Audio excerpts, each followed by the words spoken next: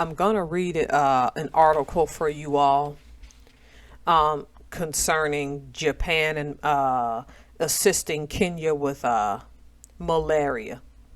So you'll hear some page turning. It just is what it is. You might hear my cat in the background as well because she likes to mess with me soon as I record. So this article is from Kyoto News, May 29, 2024, Kosai Nara. Japanese mosquito coils taking bite out of malaria in Kenya.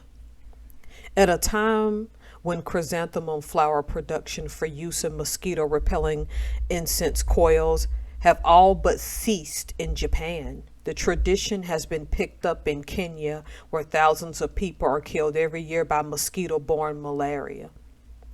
A company based in central Japan has begun teaching the technique to local farmers in the East African country, which is a major producer of pyrethrum that naturally contains the active insecticide that in high doses can kill mosquitoes.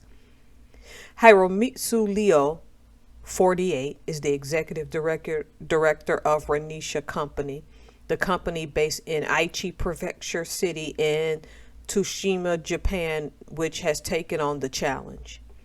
He says coil production can be done almost entirely by hand without the use of complicated machinery. He hopes the mosquito coils, long a common sight and smell of summertime in Japan, can create jobs in Kenya, a country the World Bank says has 36% of its population living on less than $2.25 per day.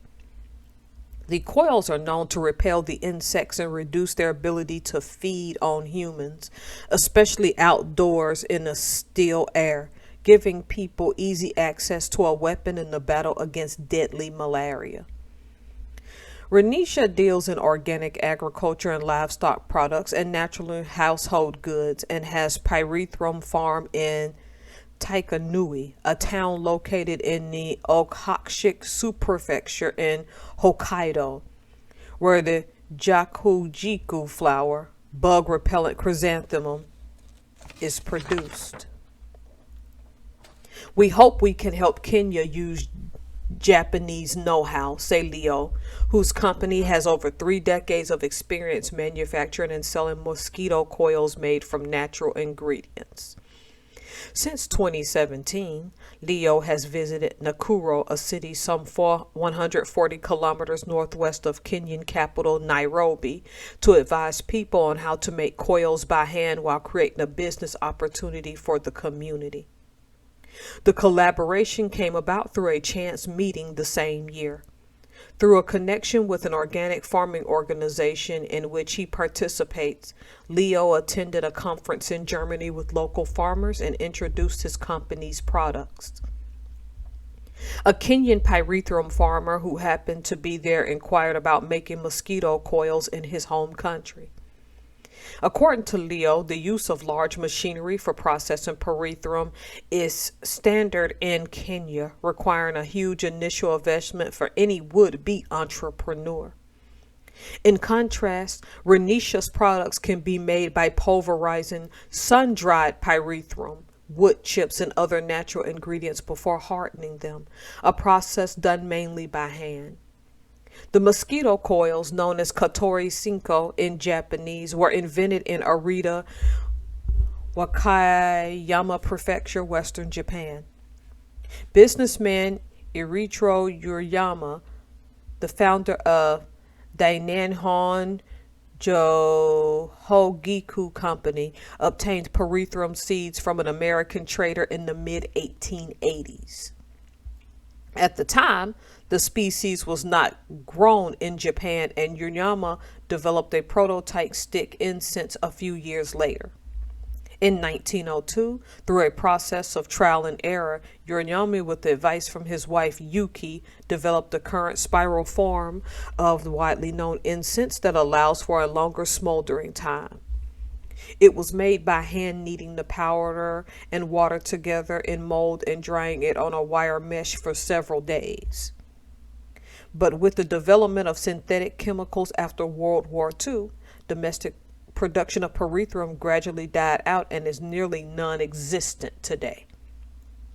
Production of Uriyama Kincho brand mosquito coils was mechanized in 1957. The trademark Red Rooster, old-fashioned packaging, and green incense coils are still widely known in Japan. Although the smoky versions of mosquito coils are still on the market and popular with older people who grew up using them, some companies have shifted to plug-in smokeless alternatives, as the smoke can be irritating to some. Mosquito coils can also be fire hazards and have resulted in numerous incidents when used indoors.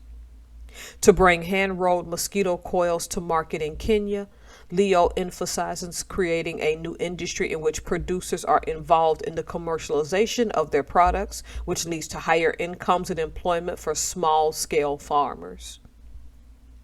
The project has also received support from the Japan International Cooperation Agency for its initiative to contribute to the elimination of poverty in developing countries. In March, Leo arrived in Nakuru to instruct local farmers on the mosquito coil production method and to hold meetings. Some 860 pyrethrum farmers from the city have participated in the project. Leo argues there is an advantage unique in using pyrethrum. In recent years, he says it has been shown that some mosquitoes are resistant to synthetic ingredients contained in common insecticides. Not so, he says, with pyrethrum, the natural pesticide found in pyrethrum. I meant to say pyrethrin, my bad. The World Health Organization has estimated that there were 580,000 deaths across Africa caused by malaria in 2022. Kenya had an estimated 5 million cases and 12,000 deaths reported in the same year. Leo's dream is that local farmers will be able to make their own mosquito coils to protect themselves from malaria. I want to help solve problems of poverty and malaria with mosquito coils.